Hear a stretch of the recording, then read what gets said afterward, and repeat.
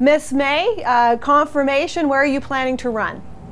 Right where I'm standing. I'm standing in my riding, Central Nova, Nova Scotia, and this is the same, I'm standing on the same piece of ground that in 1980 was part of my riding when I first ran for federal parliament. So I'm feeling very excited about getting started on the campaign. Your opponent, of course, is Foreign Affairs Minister Peter McKay, who comes from that area, has represented the riding since 1993. Are you crazy? I think that I like a challenging race, and I think that Peter McKay is no question a popular local constituency MP, and he's a very nice guy. I'm fond of him, but he represents Harper government policies, and those policies are dangerous for Canada. And as leader of the Green Party, I want my local race to reflect my national message, and the national message is that Canadians need the Green Party now more than ever, because we've never had the kind of government we're experiencing under Stephen Harper. Canadians need to see that there's an alternative, and frankly, the voters of Central Nova need better representation than they've been getting, and I hope to bring immediate economic returns to Central Nova. So basically, by promoting your candidacy, you figure that what Peter McKay will be running in as the Minister for ACOA, the Regional Development Agency, and just giving away money to the riding?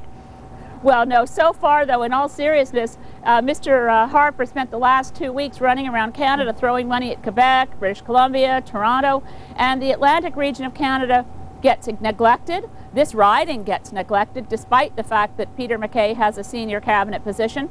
And I think that voters in Central Nova, voters in Atlantic Canada, would like to see a federal party political leader from this region making the case that Atlantic Canada counts, that Nova Scotia matters, and that residents of Central Nova deserve better. I think if I were you, I know politics is about risk, but politics is also about winning. I think that I would have picked a different riding. You did well in the London by-election. Surely there must have been a riding in British Columbia that you could win. Don't you just want to win a seat in the next federal election? And you're not going to have much of a chance in Central Nova.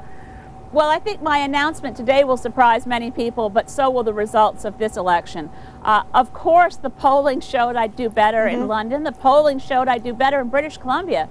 But I'm from here, and I want to run where I'm comfortable. I want to represent a region that I care about. And this place where I'm standing, Antigonish, Nova Scotia, is known for the Antigonish movement, a local economic development approach that was about sustainability before they used the word. And I want to take that message nationally and relaunch the Antigonish movement. Okay, and what about the speculation or the rumors that you've got some kind of deal going with the Liberals, that they're going to back off so that to help you take out one of Mr. Harper's stars? Well, I don't believe in backroom deals of any kind. If I had a deal, I'd talk about it publicly. We don't have any deal, but that's not saying that I haven't talked to many of my friends in this riding who traditionally support the New Democrats and traditionally support the Liberals, and I know that locally there are people who want to help me win this riding. I'd appreciate help from any quarter, but at this point, I don't have any guarantees or deals of any kind. I know that we associate you, of course, with environmental issues, but there's more to the Green Party now than just the environment. What about Canada-U.S. relations? What about the war in Afghanistan? What are you going to say about that in Central Nova? Well, it's exactly one of the reasons why it makes sense to run here. If I were to run, for instance, against John Baird, which is one of the possibilities, Minister of Environment, I think it would only confirm that sense that we were only about the environment. Running here, taking on what has happened to our foreign policy. Now, Peter is the Minister for Foreign Affairs, but all the decisions are being made by Stephen Harper, as in all areas of government policy. Stephen Harper runs his government in a very hands-on way, shall we say. He is the person who makes all the decisions. Those decisions have taken us ever closer, not that there's anything wrong being close to the United States, that's important for Canada, but being so tied to the Bush administration is dangerous. We've taken our policies from being independent foreign policy, the kind of soft power diplomacy, the Lester Pearson era of peace building and peacemaking, and we are now seen increasingly around the world as having lost our balance, shifting far too much towards George Bush's view of the world. And that's dangerous. I misspoke myself earlier. I said that Mr. McKay was elected in '93. I believe he was elected in 1997. And I want to ask you more about Mr. McKay and his relationship with the riding. Is there a sense, too, I'm wondering about his relationship with the Canadian Alliance? Because, of course, he was elected at one time as the leader of the Progressive Conservatives. That's a very significant legacy that Peter will have to deal with. to go down in history as the last leader of a great party, the Progressive Conservative Party, that was annihilated by his decision to merge with Did you like Alliance. that party, though? Do you care about that? You wouldn't have liked the Progressive Conservatives. I care about Canadian political life having balance, having reasonable choices. The loss of the Progressive Conservative Party was a loss for Canadians regardless of where you are on the political spectrum. It represented tradition and history and a much more progressive voice in politics than the current Alliance Conservative brand, which is not part of Canadian political tradition.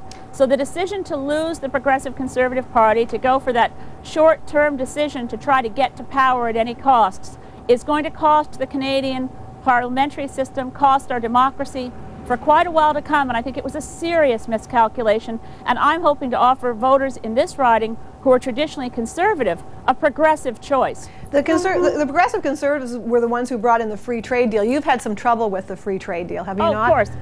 Absolutely. I'm not, what I'm saying is that for Canadian political life, the Liberal Party, the Progressive Conservative Party, the New Democratic Party have important roles. The Green Party has an increasingly important role. But what has happened with losing the Progressive Conservative Party has thrown our whole political system into a state of disequilibrium, which is really quite disturbing, and that's something that I will be raising in this campaign. Elizabeth May from Agaisnt, Nova Scotia. You hope Central Nova will be the riding that you represent in the next election. I want to thank you for announcing on Question Period today your choice and for joining us. An interesting talk. Thanks so much, Jane. I'll be seeing a lot more of you through the campaign, I think. Okay.